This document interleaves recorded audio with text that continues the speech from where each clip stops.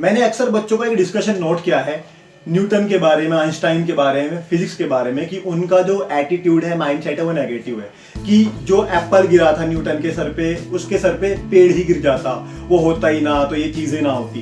देखिए, फिजिक्स जो है नेचुरल साइंस है, natural laws are already there. Newton ना बताता तो कोई और बताता। तो इस तरह का जो डिस्कशन है वो हमको मेंटली क्या कर रहा है, डिप्रेस कर रहा है, और अंदर ही अंदर हमको परेशान कर रहा है, और हमारे अंदर एक नैरेटिव पैदा हो रहा है, फिजिक्स के फोबिया में हम फंस जा रहे हैं। तो मुझसे एक स्टूडेंट ने सवाल करा कि सर फिजिक्स को कैसे पढ़ा जाए, कैसे समझा जाए, हाउ टू स्टडी फिजिक्स, कि वो हमको समझ में आने लगे या फिर हमको जो उसका डर है वो खत्म हो जाए।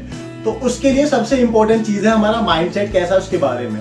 तो अगर आपका माइंडसेट ऐसा है कि फिजिक्स तो मुश्किल होती है, समझ में नहीं आती है, नंबर कम आते हैं, चाहे कितनी मेहनत कर लें, अगर आपने पहले ये सोच लिया कि हमारे साथ फिजिक्स में गलत होने वाला है या वो हमको समझ में नहीं आने वाला है, तो चाहे कितना ही अच्छा टीचर हो, चाहे वो कितना ही एफर्ट लगाए आपके पीछे, वो चीज आपको समझ में नहीं आने वाली है। तो पहली चीज है कि हमारा नजरिया फिजिक्स को लेकर के क्या है। आपको एज ए वॉरियर ट्रीट करना है फिजिक्स को।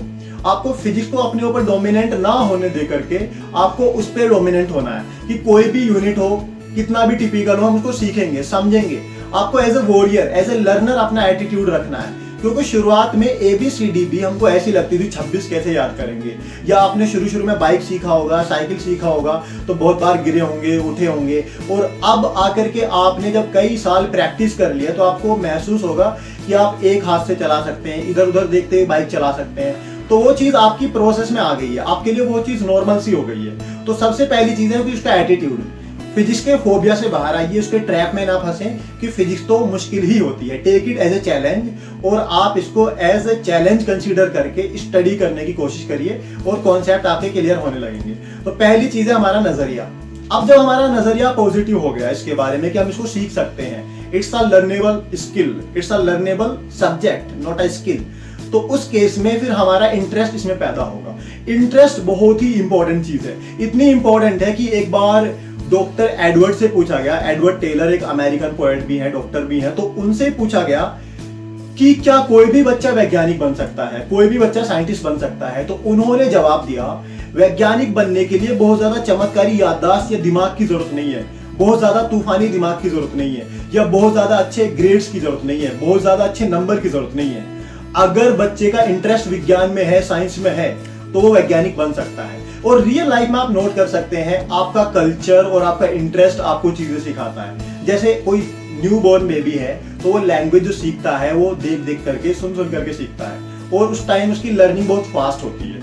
तो अगर आपका कल्चर हेल्दी डिस्कशन का है, कि आप फिजिक्स के बारे में डिस्कशन करते हो दोस्तों से, इसका मतलब क्या है, ये इक्वेशन क्या कहना चाहती है, इसकी फिजिकल मीनिंग क्या है, इन सब चीजों के बारे में अगर डिस्कशन करेंगे तो आपको फिजिक्स आसान लगने वाली है। तो हमारा अगर इंटरेस्ट होता है ना, तो हम बिना टीचर के भी चीजों को सीख लेते हैं। जैसे आप शरारत करते हो, मस्ती करते हो, और इसके अलावा हम चुगली भी कर लेते हैं, तो वो चीज भी आप बिना ट्रेनिंग के कर पाए हो। आज तक ऐसा नहीं हुआ कि आप चुगली सीखने के लिए किसी कोचिंग में गए हो कि सर मुझे चुगली सिखा दो, या मुझे झूठ बोलना सिखा दो, या मुझे शरारत करनी सिखा दो, मस्ती करनी सिखा दो। So what is the conclusion? The conclusion is that we can learn anything without teacher if we are interested. जैसे पतंग उड़ाने का काम है, तो बच्चा धूप में पतंग उड़ाता है, ना उसको भूख लगती है, ना प्यास लगती है, छोटे से स्पेस में खड़े होकर पतंग उड़ाता है। क्यों? इंटरेस्टेड है। तो दूसरी चीज है कि आपका इंटरेस्ट कैसा है। तीसरा पॉइंट है कि अगर आपको चीजें समझ में नहीं आ रही, आप कोशिश भी कर रहे हो, कॉन्सेप्ट आपके क्लियर नहीं है, इसका मतलब आपको बेसिक में जाना पड़ेगा, अतीत में जाना पड़ेगा, पास्ट में जाना पड़ेगा। आपको अगर 8th क्लास की फिजिक्स से भी स्टार्ट करना पड़ा तो करिए। ये चीज मैंने रियल लाइफ में फेस की है। When I was in physics honours in first year, I was struggling, क्योंकि मैंने हिंदी में चीजों को पढ़ा था ऊपरी तौर पे, मतलब डेरिवेशन तैयार कर लिए थे बस नंबर लाने के हिसाब से, हमें ये नहीं पता था कि बैकग्राउंड क्या है।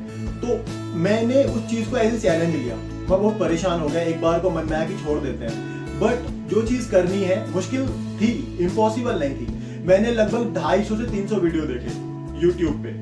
तो यूट्यूब आप कैसे यूज करते हो ये भी इंपॉर्टेंट है। तो मैंने 250 से 300 वीडियो देखे, 9th की NCERT से स्टार्ट किया, और 12th की NCERT तक मैंने रिवाइज किया। रोज मैंने 2-2, 3-3 वीडियोस देखे। लगभग 300 वीडियो देखने के बाद जब मेरे बेसिक क्लियर हुए, तो तभी मैं पढ़ा भी पाया, पैरेलल में पढ़ने के दौरान पढ़ा भी पाया।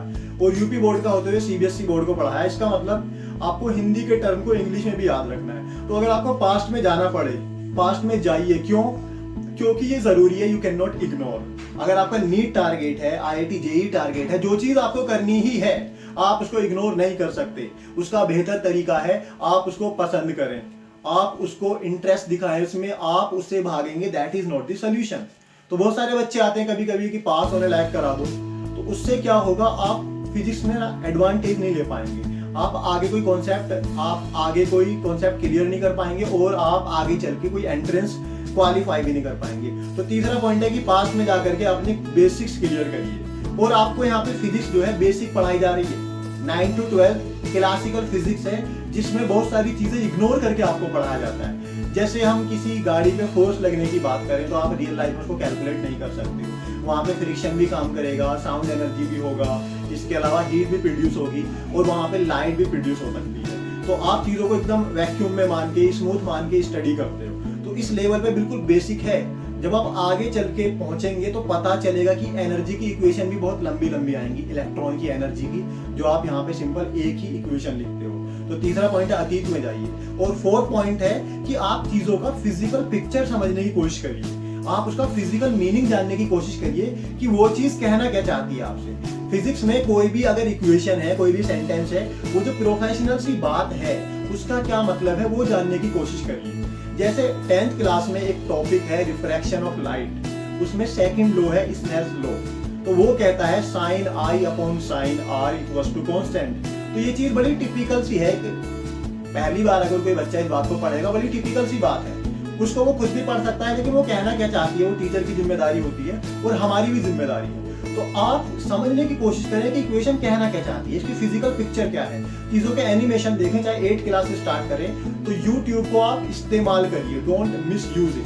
और आज का जमाना इंफॉर्मेशन का जमाना है, 1 सेकंड में चीजें आपके सामने आ जाती हैं। तो डिजिटल जमाना है, आप चीजों को सीख सकते हैं। अगर आप ये कह रहे हैं मेरे पास गाइडेंस नहीं है, पढ़ाने वाला नहीं है, तो कहीं ना कहीं हम खुद को धोखा दे रहे हैं, हम खुद को साथ में मजाक कर रहे हैं। तो अगर आप ये सब करेंगे, होपफुली आपको आसानी देगा और आपको आसानी लगेगी फिजिक्स, क्योंकि इट्स ए लर्निंग प्रोसेस का पार्ट है, धीरे धीरे चीजें आपको समझ में आएंगी।